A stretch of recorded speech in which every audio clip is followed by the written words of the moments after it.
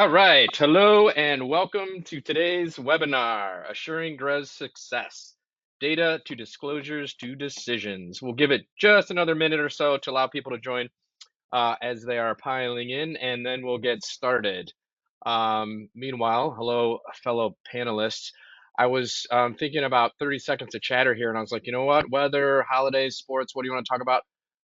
Let's talk about outer space. What are your feelings on outer space? Are you for it? Does this interest you, or is it just too much to ponder?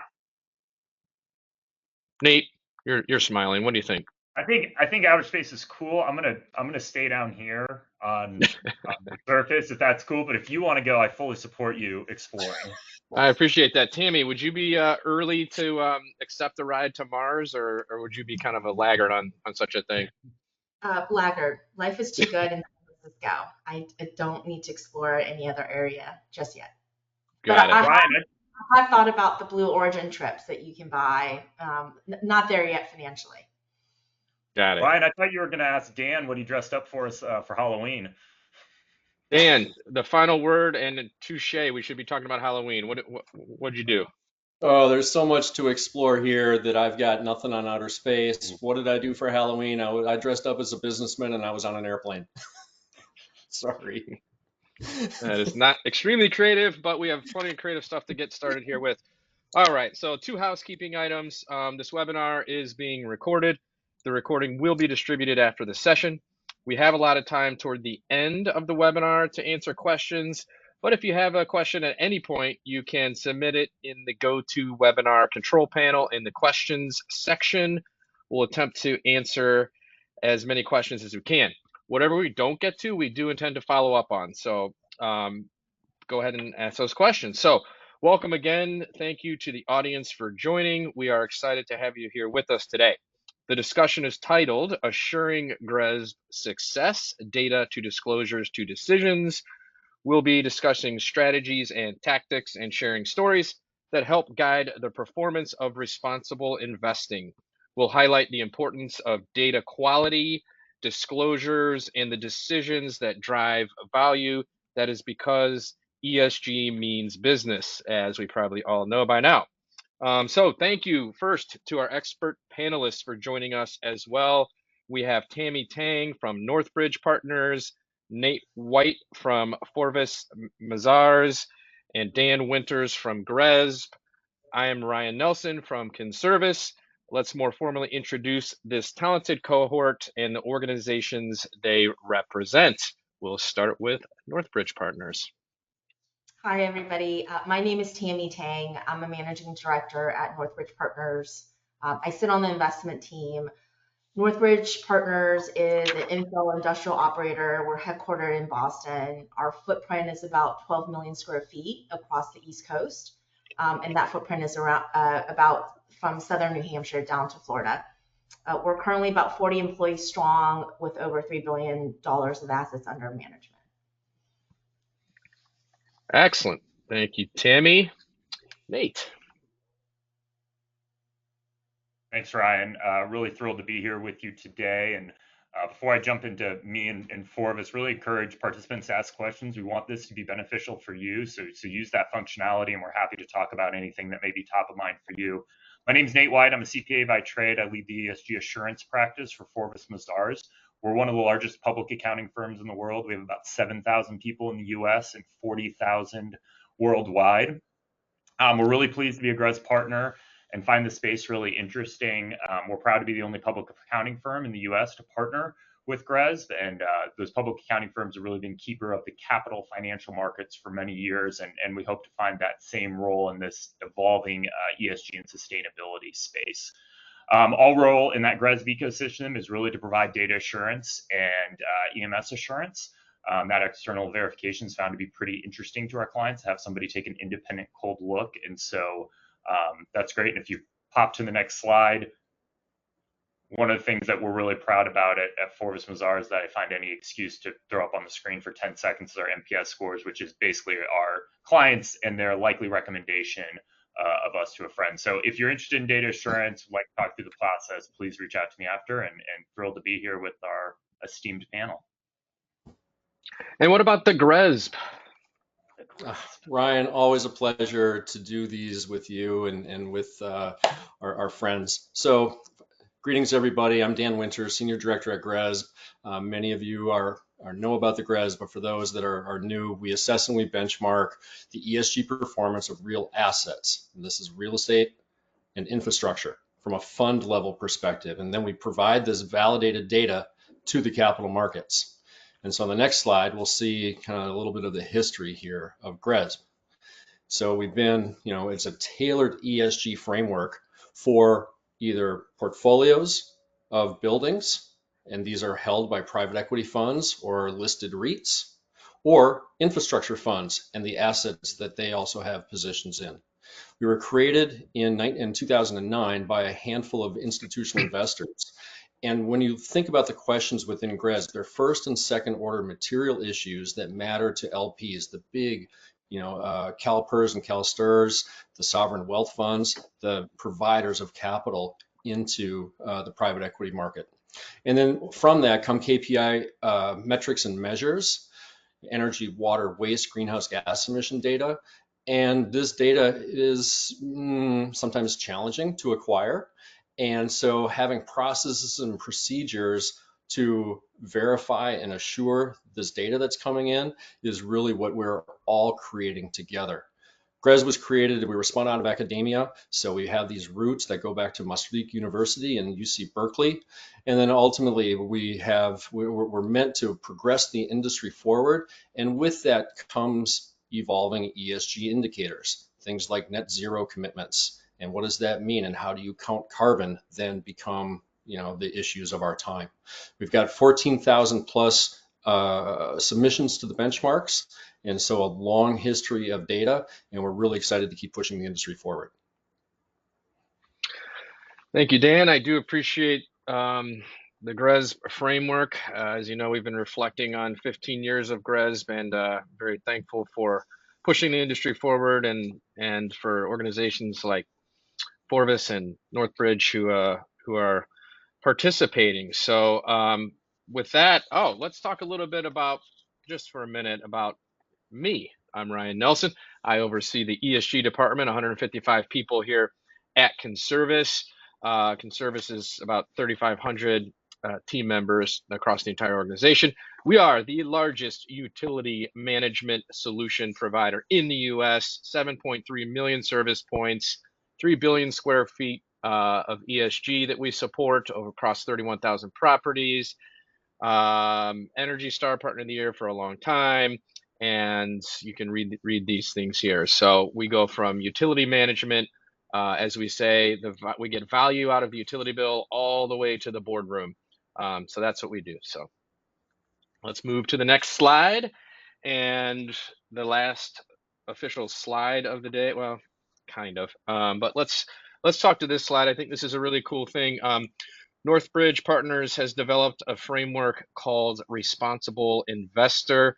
Tammy, it would be great if you would introduce us to this framework and then maybe also connect how that led you to GRESB or how GRESB fits into the framework. But I'm sure we'd love to hear a lot about the Responsible Investor framework. Yeah, no, our sustainability, community, and governance initiatives fall under our responsible investor framework. There are three pillars there: opportunity, transparency, and risk management. GRESB falls under transparency in the ways that we respond and report to our investors. But I think the way we think about GRESB is that it underlies all of our initiatives. It helps us think through what we should be paying attention to, and it governs how we think about what the next steps are to build our initiatives. And there are two things we want to highlight in our responsible investor framework that under opportunity that we think about that's tied in with our performance on GRESB, but also are important in our the way we think about overall the responsible investor framework. And one of them is our, do we have the next slide for NZL?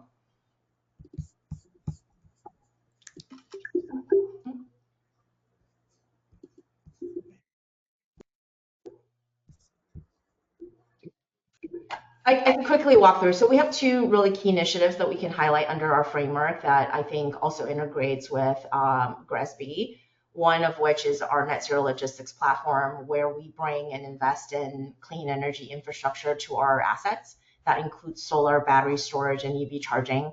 That framework helps with overall sustainability, and it helps with our helps with energy transition platform, and it feeds into GRESB. So that's kind of the feedback, one of the feedback loops that we integrate with GRESB. And the second is our Coffee Connectors program.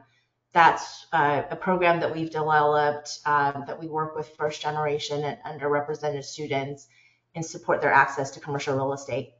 This means that we offer networking opportunities, summer internships, and we offer a student summit where they get to hear about what it means to work in the commercial real estate industry. And that program also fits into our overall commitment in the frameworks that we work with in GRESB to support that process. Yeah, thanks for that, Tammy. And I encourage anyone to go check this out at the Northbridge Partners website. They have a report up there, and it's very good stuff. So we've kind of set like the highest level strategy, investment firm, if you will, that has set a responsible investor framework, and we're going to kind of dig in from there. So let's talk about Forvis here for a minute, Nate, and get you in the conversation. I see you publish a monthly newsletter called Beyond the Gap, which was awesome for me to see because I'm kind of a pun person myself. So I love the GAAP for gap, referring, of course, as we all know, to accounting standards, generally called Generally Accepted Accounting Principles, GAAP, right? But tell us, what is Beyond the Gap? Why do you think external assurance is gaining traction for non-financial data? Well, either Tammy teed me up or stole my thunder, but assurance is transparency, right? If you're publicly reporting data and you want someone to rely on it, not saying anyone here in this group would ever have any ill will, but to take something at face value is a lot of trust, and to have someone independently review, verify, assure that data provides a lot of investor confidence. And so that's one side of it. We're seeing a lot of voluntary assurance, so not being required by any sort of regulatory agency.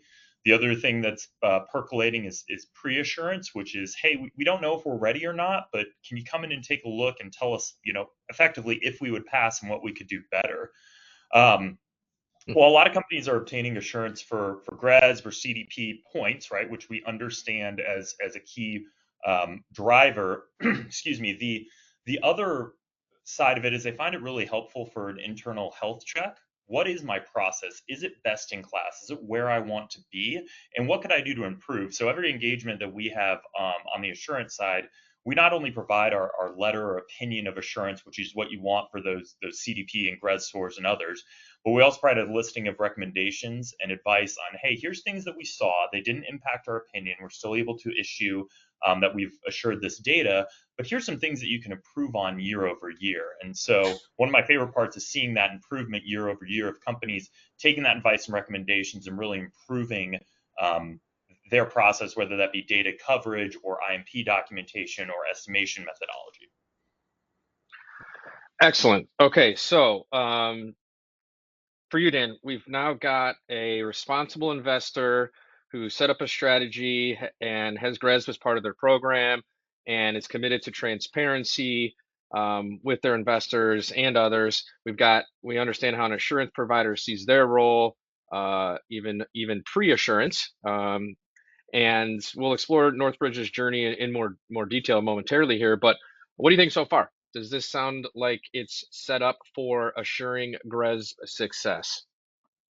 I think so. So what GRESB is all about is, can you acquire, ESG best practices, good, better, best, on a range of issues. We're on this webinar focused in on the data, which has always been and continues to be the biggest challenge for anybody stepping forward on ESG. Structured non-financial data is relatively new. We've been after structured financial data since the 1934 Act, and that's where GAAP came from, and that's where FASB came from.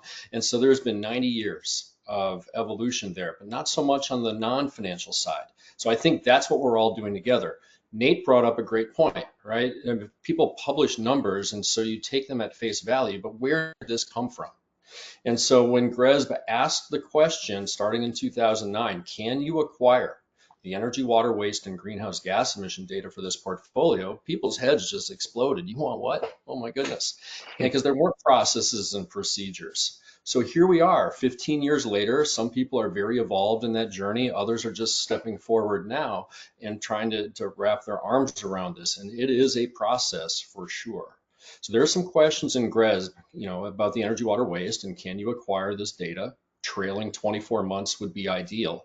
But then, what does that data look like? And Nate brought up, the issues. Was it third-party checked? Was it verified? Was it assured? And that then gives the reader of an ESG report or a GRESB benchmark report some sense of, okay, this is high quality data, and we can rely on this when we're then communicating to our stakeholders about our investment in this particular vehicle. Great, yeah, thank you for that. So we're getting to the fact that we believe it's having integrity in the data and value in the data is a very reasonable expectation. It's something that we've been doing with financial data for a long time, so why not take the same level of integrity, if you will, with our non-financial data. So understood. And Tammy, so back to you for a second. You spoke about the importance of communicating. We've talked about it before, communicating early with investors, setting expectations. That sounds like a brilliant strategy to me. I think change management, for example, is something that is often an afterthought. So being ahead of that, sharing with your stakeholders and talking about what you expect to do sounds very important. Can you tell us a little bit more about how you did that? And I don't know if you even faced any scenarios where things fell short and you had to get ahead of that. If goals, weren't quite hit that were anticipated. So what are your tips or tricks or strategies for that kind of communication and setting up for a strong program? I think starting from our annual report to our investors and the responsible investor report that we have on our website, that's sort of our annual outward communication to our investors about all our initiatives and how we're doing against our objectives. I think working backwards from there, when we started, we wanted to be ahead of our communication with investors. And I think the framework we set for ourselves is that our responsible investor framework was going to be measurable in terms of impact, measurable in terms of financial results, and it would have clear objectives. So we'll start there. And then, for us, it was about realistic goals that we can set. So the whole theme is incremental improvement. So we're not going to hit it out of the park year one. We're not going to hit massive goals that we can't, that it's not realistic year one. So we set a process in place that we review annually and more frequently internally together to discuss how we can move the needle forward. So I think it's important to set realistic goals, particularly with GRESB, because GRESB is, there's so many different aspects to GRESB. This is our second year of doing GRESB for our Fund 4, and we're still working through the overall process. So I think making sure that you understand what you're up against, making sure that you can set incremental goals and improvement. I think that's a part that's important. And in terms of our overall kind of rounding it out, I think we're open about what we did right and what we did wrong. I think we that's how we sort of build that level of trust, transparency with our investors. Is we communicate to our investors in terms of this is what we've achieved, and here's what was done right, and here's things that we've learned, and I think that's much appreciated in terms of the overall communication process, is to over communicate and in making sure that we also cover what went wrong. What was the level of awareness or initial feedback when you started talking about let's even say GRESB specifically, or the things you're going to do?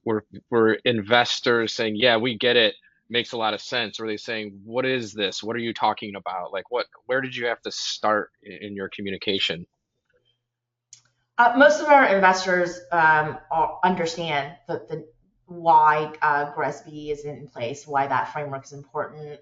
There is a meaningful number of our investors or LPs that actively require us to report to them what our GRESB results are, and they review our benchmark report. So it runs the gamut, but I think most of our investors are very much focused on what we're doing in the responsible investor space.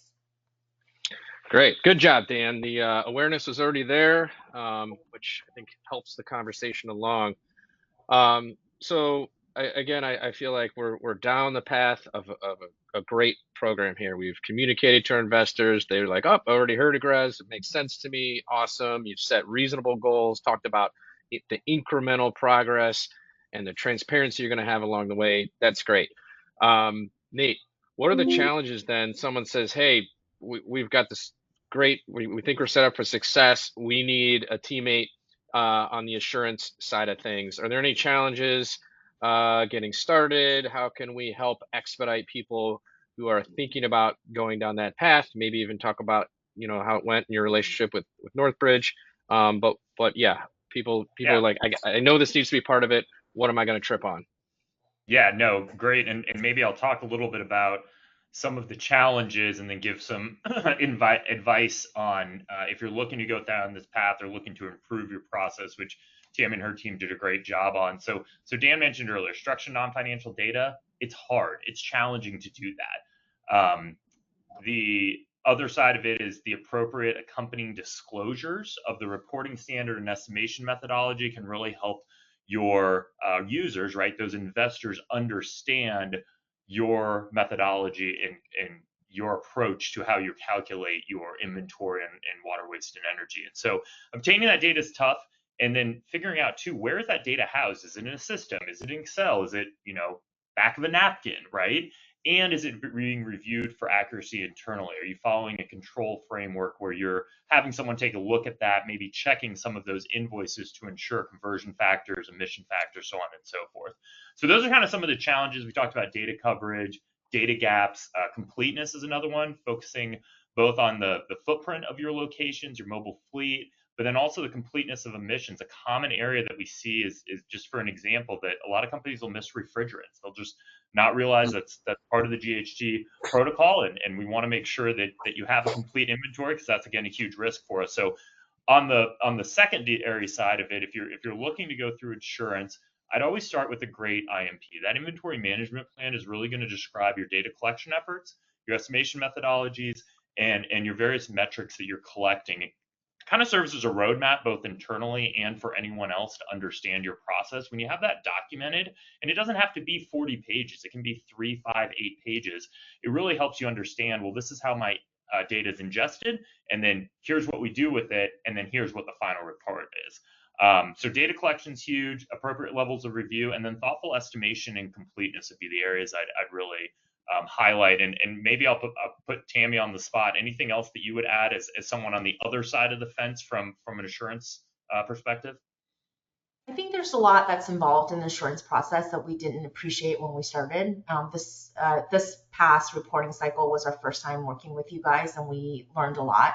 I think we didn't anticipate there being so much on a weekly basis for us to do to kind of get our data assured. So and also that helped inform us of our processes and how we think about you guys gave us recommendations at the end and how we think about our process, and that feedback is helpful for us to kind of build it together.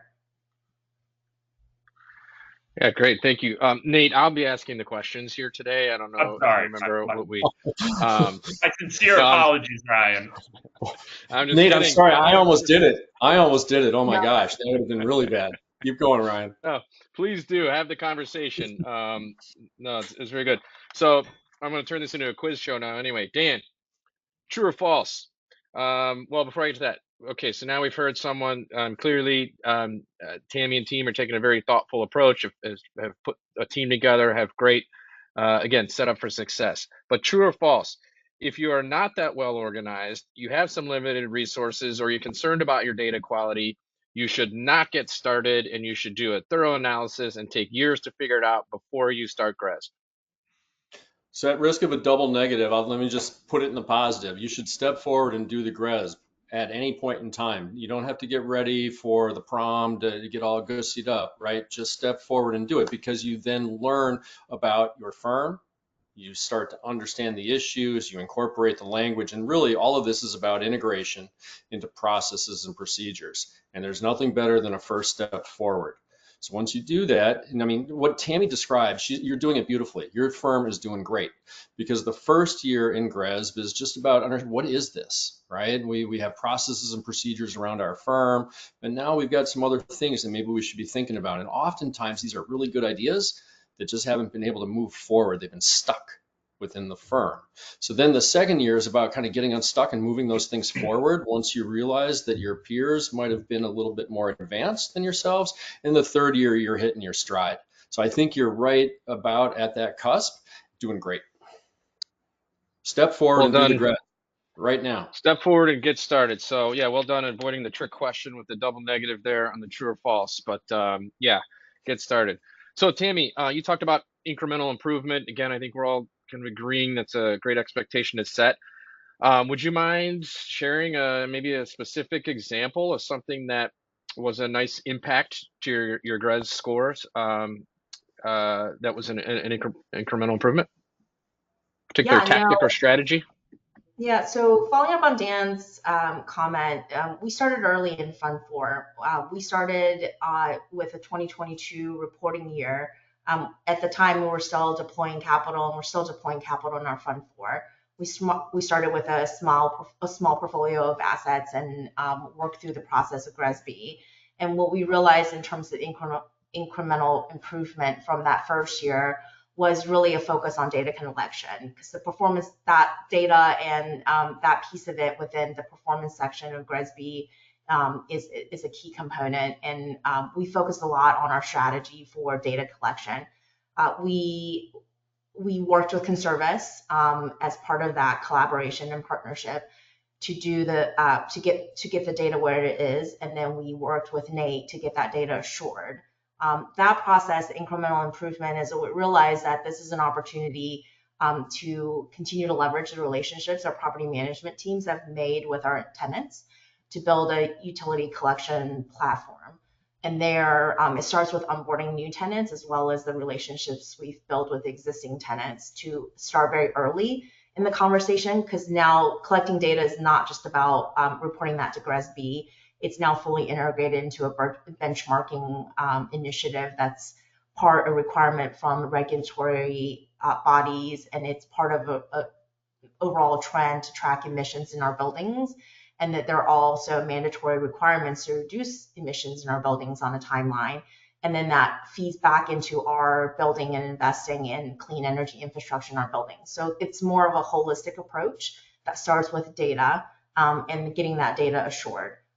So that was an incremental improvement that we made, which is we spend a lot of time with our property management team.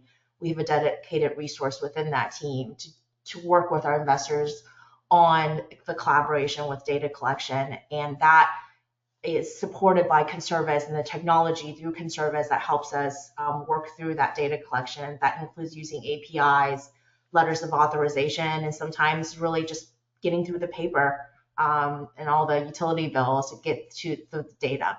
And there is so much to learn in this process that we probably I underappreciated. But in working, this speaks to kind of working with the partners and the right partners in collaboration, because there are conversations we had with Conservice and conversations we had with Nate that has improved our overall process, understanding what the expectations are that we're building for year 3.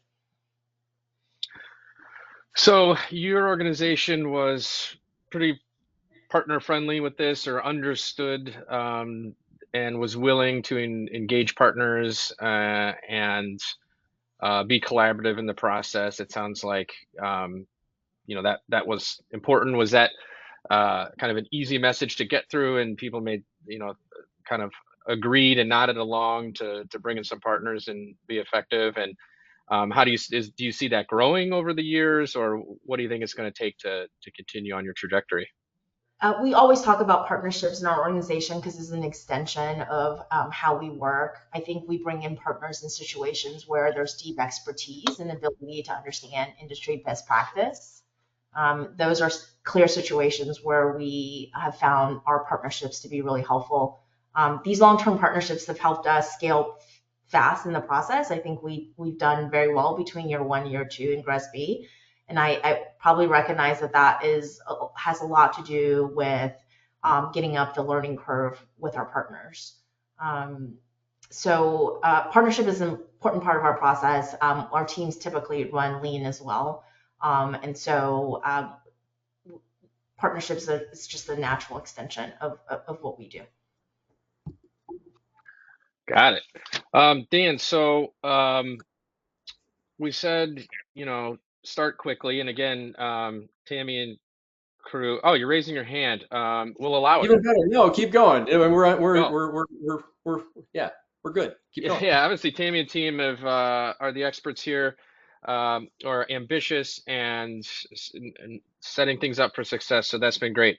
What about someone who maybe struggled their first year and they have to communicate to investors a score that they know is going to be maybe rough to hear? Any tips or tricks on how one might handle that communication and move in and continue with the program? So the good news is we offer this concept of a grace period. And I'm pretty confident that Tammy's firm used that the first year. So if you're just getting started, the technique to step forward into GRESB is first year, do the management component. That's 30% of the overall GRESB score. Actually, if you just do the management component, you won't receive a GRESB score. You'll receive a score about that management component. That then allows you to start to learn the language, understand some of the issues that are involved here, and then look at what this performance component is all about. The second year, you can do management and performance also under grace period. Allows you to continue to get your sea legs about you. If you hadn't done that and you score a number and it's a 0 to 100 scale. And so there are organizations that score in the single digits their first year. And that's great because you've learned something. You've learned that there's a lot of stuff going on out there outside your four walls. What's not so great is if you continue at that, to flat line in year 2, year 3, year 4. So what investors are looking for is to understand where you're at and then institute continuous improvement. So move that score from a 15 to a 30 to a 45 to a 60. That is absolutely perfect.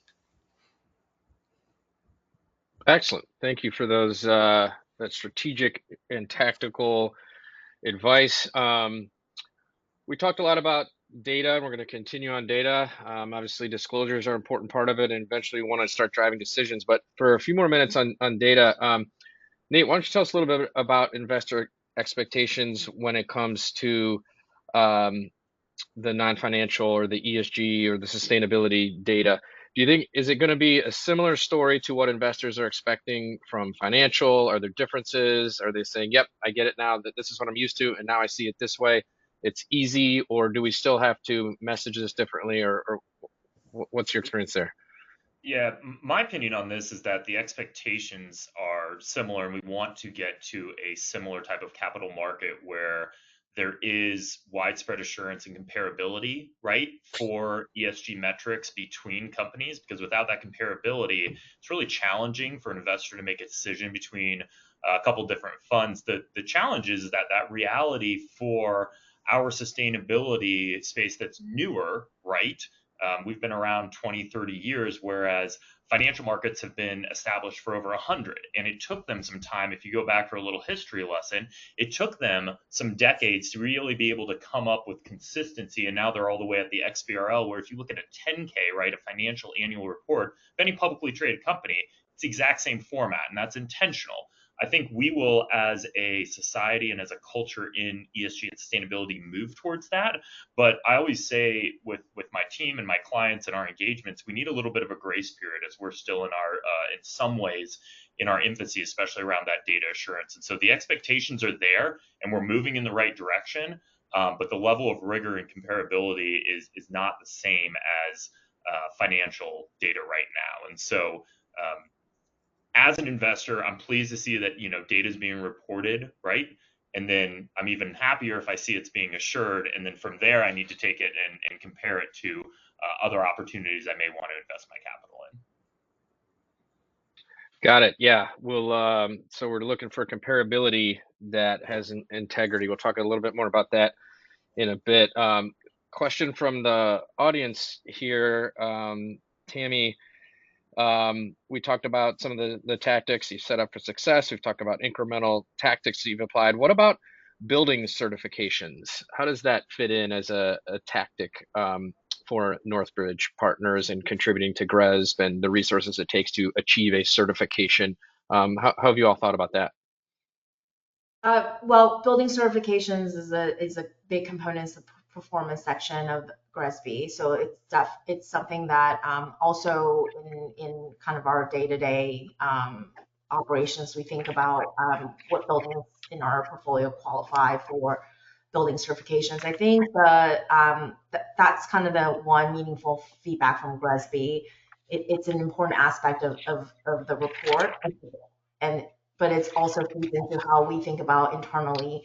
How do we make decisions on how much resources and think about the cost benefit of doing building certifications? And for us, our portfolio compositions anywhere from a 30,000 square foot Class B building to a 150,000 square foot new Class A construction. So we ran the gamut in terms of asset profile. Some are conducive to building certifications, others are not. So that's a real sort of annual, that's a conversation that we have often and that we review annually, whether and how we participate in building certifications. And we want to be also thoughtful about kind of internal resources it would take to kind of get there and which building certifications will work within our internal process. And this is an ongoing conversation. We continue to ask about building certification frameworks and how we can play organizationally.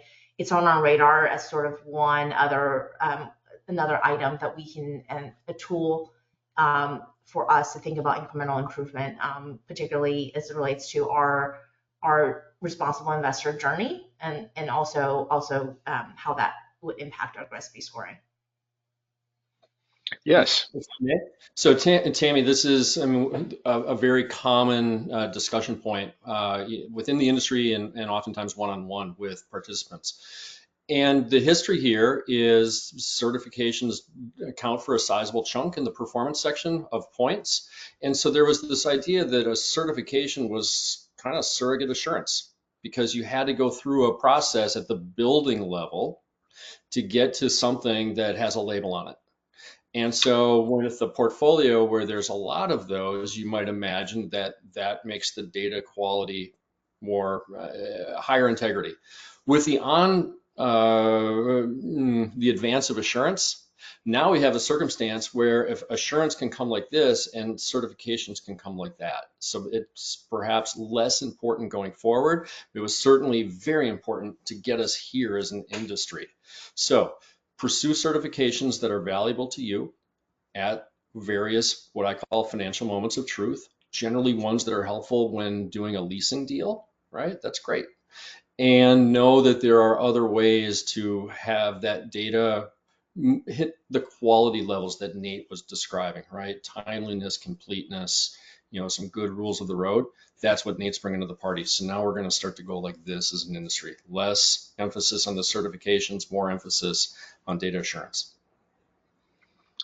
Okay, well, I'd say you've heard it here first, folks. Do not just get certifications for the sake of GRESB points, is what I'm hearing.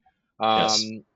Think thoughtfully about your certifications for asset value and perhaps NOI and those things. But with assurance in play, we don't need to chase points via certifications. Not to say certifications aren't valuable for those other reasons we talked about, but got it. Good to know. Okay, so we are decarbonizing. We're capturing all our data. We've got good coverage, good quality. We're sharing it. Our investors know what we're up to, and we're reporting back to them. We're getting some certifications, but not just chasing points. That's all great. Why are we doing all this in the first place? And this is for anyone or for all of you. So beyond data coverage and beyond just compliance, how do you see ESG or responsible investing or sustainability becoming a source of competitive advantage in real estate? Is that what's happening? Is it a competitive advantage if you're doing these things well? Maybe Tammy, if you don't mind starting, like how does that play out, or what's the point of view? Table stakes or leading edge, competitive advantage? How do you see the overall value of these things? I think there's like two-pronged. One is responsible investor captures what our organization values and what we think is important in building out our industrial strategy. And there, I think GRESB is reflective of what of those organizational values. I think it is a competitive advantage in the sense that one of the we have a net zero logistics platform that invests in clean energy, building, supporting our tenants in building and investing in clean energy. I think that future proofs our assets. I think having those capabilities in the market both supports doing good, which is helping our asset class to be more sustainable and doing well because there are financial returns that are tied to investing in clean energy. So we can tie the two together in our platform, and I think that is, as you see how, from a regulatory perspective, from an investment perspective, from kind of what investors value on the exit of for asset quality being well positioned for regulatory change and that transition risk, these are important aspects. So I think our overall framework on the sustainability and energy transition side, it's certainly built to have a competitive advantage in the business. Well, it's great to hear. Nate, you kind of ruined this. There used to be a time where we could just put out a newsletter that we've gone green and talked about a couple things we were doing and kind of get that credit for doing those things. Is that can we still do that, or what do you think? You're welcome to if you'd like, but I think the expectation has been moved upstream. I talked earlier about that comparability, right? And specifically in the real estate space, kind of moving off the question that Tammy just answered, GRESB has done a great job of coming up with a consistent framework that investors can use. And you can see over time the growth and adoption of GRESB and how that is in the real estate sector really made a huge difference. And depending on your estimation, something like 40% of the world emissions are from that real estate sector. And so with that consistency, it's driving investor confidence. And so, yeah, if you want to have a green page and a impact report that has a lot of fluff in it, that's a business and marketing decision you can make. But I think when you look at companies that are really driving this in real estate and in other sectors, they're putting out tangible data. They're sharing with them their process. They're defining goals, and they're having their data assured. And those are, to our talk about good, better, best, those are the best practices out there. And you as an organization kind of need to make your decision on where you want to stand. So Ryan, of course, if I could just put a bow on it with the institutional investor view, what do they care about are superior risk-adjusted returns. And so if you look at all of the elements within GRESB, they are meant to kind of whittle away at what the organization is doing to deliver good, better, best on a range of issues. And then to have the data that's available and assured is just the cherry on the top. So that's where we're at in the middle of the 2020s, right? And what Nate just provided, which was a runway forward, is I 100% agree with that. And Ryan, you started this all off by just hitting the nail on the head. ESG means business. And so that's really what we're all after. Risk-adjusted returns, superior outcomes. That's it. Good. So obviously, I was referring to greenwashing, and greenwashing is hopefully easier to identify these days and doesn't really bring the value anyway. So that sounds like we're heading in the right direction there. So Dan, maybe if you could continue with us here for a minute. So that's today. What shifts do you anticipate in GRESB or in standards more broadly? Are there anything, are we on a pretty clear journey here? How should companies position themselves now to stay ahead of changes with, I'll call it your framework, and or other, broad things happening from this point of view? So GRESB is definitely in transition. As you know, for the first 15 years of this exercise, it's been all about, can you acquire and elevate the data for a portfolio? And so those have been around GRESB for a long time, have processes and procedures. They can definitely be improved. That's where Nate comes in for sure. So take a look at those and move things forward.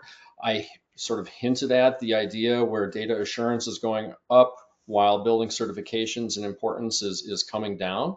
So look for maybe some point movements on that. Ultimately, the two main drivers that I keep hearing from LPs, if you will, the institutional investors, transition risk and physical risk. So understanding what this portfolio is exposed to on the physical side is something that percolates up with all of the various pension plans that I speak with. And then exposure to transition risk plays at the portfolio level, but also at the asset level. These building energy performance standard regulations that are out there at the municipal level, whether it's New York Local Law 97, what's happening in Denver, or the other 30 or 40 municipalities around the US, right?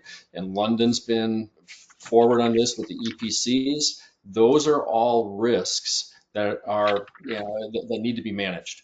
So honing in on those issues is where GRESB is going for sure, and the framework will continue to evolve. Whether or not it's revolutionary or evolutionary seems to be the major discussion within our membership base, and it's 50-50 right now. So stay tuned for more. Great. All right, I will say to the audience, keep the live questions coming. We are in a Q&A format, so we are monitoring here. If you have them, keep them going, and we'll have a look. Tammy, so we were just talking about the future. I think let's go back here. One of the reasons we wanted to have this discussion, frankly, was to really help those who are just starting their journey or thinking about starting their journey. So for those in that early stage, could you maybe put a bow on some of the key learning points or those lessons learned? We're in the we tend to be in this industry of all ships rise with the tide and being transparent and trying to help others move along. So what did you think? What did you learn? What is your couple of points of advice for someone who's in the early stages where you were just a couple years ago? I think first point, Dan highlighted, start early. That first year, there's a grace period. You're going to learn a lot from the GRESB process. In that process, there's pre-submission review, there's post-submission review. Those are very critical points where you're learning from GRESB and how the way that you have submitted your GRESB report, how that works through the process and how it's being evaluated. That's really important feedback for any participant, and I think someone who like us want to be committed to GRESB, that's a very important process to go through and to learn. For us, this is important, again, on the partnership side, between Gobi and Conservis, we worked with getting up to speed on how to think through and position what we've done internally for reporting. And there was a lot of time that we spend with Gobi Conservis on building our strategy to report to GRESB. So that takes time. Getting started early is helpful. Getting started with someone who can work alongside you in this reporting process to us was very helpful to guide our submission and collate all the information that we have internally for it to be reported to GRESB. So that has been an important partnership that we've had in the process that has supported our reporting. And then the third is that you're gonna learn a lot about kind of where your gaps are and where do you want to build your next strategy. Where do you focus? For us, it probably would be overwhelming to focus on every aspect, and so we identified that the data collection piece, everything is driven off of that data, and that was really important. So we identified that being a focus area for us, and how to make that a internal with partnership strategy that we can replicate as our fund grows, as the number of assets grow. So that was a piece that we gleaned from year one that we worked on, and that's something where the data platform matters there. How to collect that data, the relationships you build to collect the data, and the assurance piece is a big one, because we learned that data then goes into a formula and a framework that gets calculated, but so much goes into it, so much that goes into the assurance piece of it that we were missing from year one that we learned from year two. So we didn't do assurance year one. We didn't learn that piece. We did assurance year two and learned a lot about how emissions data are utility data that then gets translated into emissions data, and how that impacts the overall process. So having that assurance piece was really important in terms of the credibility of our data and building that level of trust, and just having a second pair of eyes on our process. So those are things that you learn over time. It's not done day one. And so I think the overall messaging is don't worry about your existing process. Get started. You'll learn a lot, and you'll and just build incrementally, identifying maybe top 1, 2, or 3 priorities that you would have, and build incrementally. That has been for us something that was digestible internally, and something that we can stand behind in terms of the how it aligns with the values of our company. Well, that's great. Yeah, thank you for sharing those stories. Hopefully, you're creating the confidence for those who are at that stage of the journey. I'm trying to come up with a perfect metaphor. I don't know if it's riding a bike or what it is, but it's like at some point you have to like get on that thing and start messing around with it, right? I'm not gonna read 10 books about riding a bike before I ride one. I'm just gonna maybe read a couple pages and then start filling around with it. I don't know. Is that the right metaphor, Dan? Or You're such a guy. yeah, I don't know. Yeah, I mean, everybody wants to ride a bike, right? Dan, last question for you. And much like politicians, if you want, you can just answer whatever you want. I'll ask this question, but you can just answer whatever question you want as you wrap things up. But if you can, do you prioritize data quality or data coverage? If you could choose one. I would start with data coverage, because we've heard from Tammy, there's a process here. And sometimes the process requires engagement with other humans. Sometimes those humans are people that you have under contract. Could be a third-party property manager, and they're meant to give you good service. Other times they're tenants, and you have a contract with them, but it's different. It's a lease contract.